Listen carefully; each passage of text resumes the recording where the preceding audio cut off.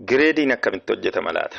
Akkamittiin hojjetanii gireedii haqa qabeessa ta'e tokko leenjifamtoota yookaan barattootaaf laatu laata? Kanaan dura hojjettanii beektu? Hojjechuuf yaaddanii garuu kompiitara irratti akkaataa inni itti hojjetamu kan wallaaltanii rakkattanoo ni jirtu? Egaa nageenya sin dhaqanne akkam jirtu naguma keessanii? Daawwattoonni akkuma kana dhaggeeffattoonni kakuu kootuubii nageenyi badhaadha. Har'ammoo akkaataatti gireedii hojjetan walii wajjin ilaalla jedhee viidiyoo gabaabaa isiniif qabadhee dhufeera. Isinis afaan keessan afaan Oromootiin waa'ee kompiitaraa barachuu barbaaddu yoo taatan akkuma viidiyoo kiyya gadi lakkifameenis gara keessan akka inni qaqqabu yoo barbaaddan yuutuubii kiyya sabiskiraayib akkuma kana viidiyoon hojjedhee isiniif gadhiisu laayik sheer gochuu hin dagatinaa. Dhaloonni haa baratu. Warra kaan biraanis ga'a. Afaan keenyaan barannee kompiitara teekinooloojii duukaa adeemu kana hubachuun waan guddaa akka ta'e isiniif iyyuu ni gala. Egaan gara barnoota keenyaatti yeroo dabarru gireedii gaafa hojjennu wantoonni giibanii ta'anii nuu kennaman jiru yookaan kennama ta'anii wantoonni nuu kennaman jiru. Egaa gireedii gaafa hojjennu kan nuyi irratti hundoofne hojjennu averejjiidha. Kan nuyi irratti hundoofne hojjennu averejjiidha. Averejjii barataan sun fidee irratti hundoofne hojjennaa jechuudha. Averejjii barataan sun fidee giivenii nu ta'a jechuudha. Averejjii barataan sun fidee giivenii godhanne averejjii meeqaa hanga meeqaatti chaarjii averejjii meeqaa hanga meeqaatti akkuma kanas maayinesii akkuma kanas B pilaasii B maayinesii B normaalii caa pilaasii akkamitti ilaanna kan jedhu dursinee kennamarraa adda baafannaa jechuudha. Kennamarraa adda baafannaa jechuudha. Kanaaf averejjiin akka giiveniitti yookaan akka kennamaa tokkotti nuu kennamuu danda'uu qabaa jechuudha dursee. Mee fakkeenyaaf asirratti akka giiveniitti isiniif haa kennu. Averejjiin greater than or is equals to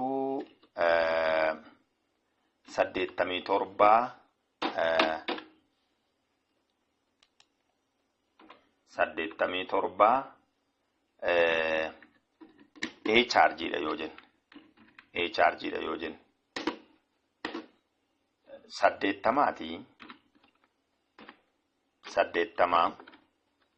qabxii 5 fi isaa ol isaa wajjin kan wal qixu jechuu barbaadeeni dha yoo ta'e akkuma kanas 75 fi isaa ol akkuma kana A minus haa jennu. A minus haa jennu. A minus haa jennu. 70 greater than fi 70 wajjin kan wal qixu immoo B haa jennu. Koomaa jedhee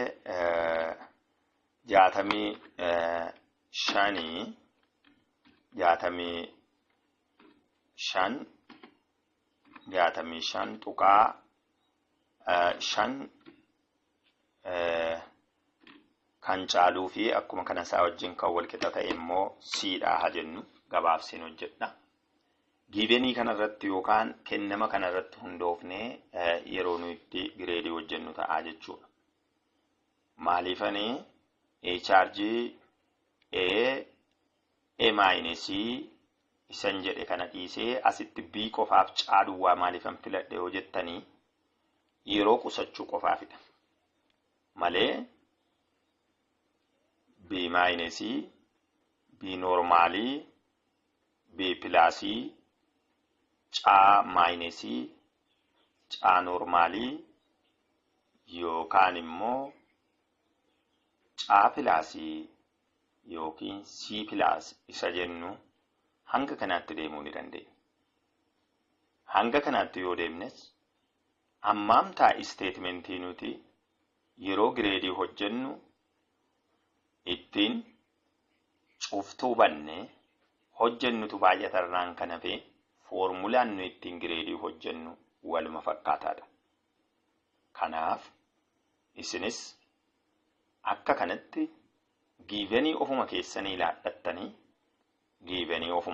laadhattanii lafa kompiitaraa argattanitti ofii keessaniif shaakaluu yookaan hojjechuu ni dandeessu jechuudha.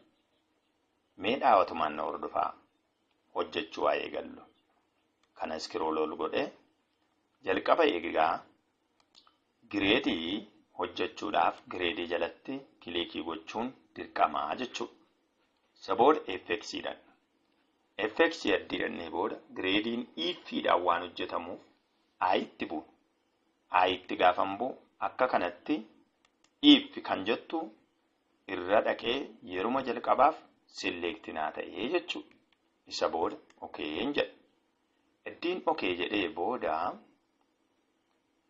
dialoog boxii akka kanaan naa dhufe kana suuta jedhee gadi butadhee iddoo kanatti kilikii godhee cuftuu isa cufamee jiru kana tokko akkanan dogoggorsinetti balleessee isa booda iddoo kana dhufee akkuma silaa isiniin jedhee average irratti hundoofne waan hojjennuuf iddoo average dhufee average irrattani kilik godhaa jechuudha. Average irrattan kilik godha. Averageen kan inni irratti argamu L3dha jechuudha. L3dha jechuudha. Isa booda formulichaan barreessuu jalqaba. L3 greater than or is equals to 87 kooma double quotation jennee a charge jennaa jechuudha. A charge jenna kooma if jennee cuftuu bannee L3 greater than or is equals to 80 meeqa akka ta'e haa ilaallannu giivanii keenya 80.5 yoo ta'e 80.5 yoo ta'e kooma double quotation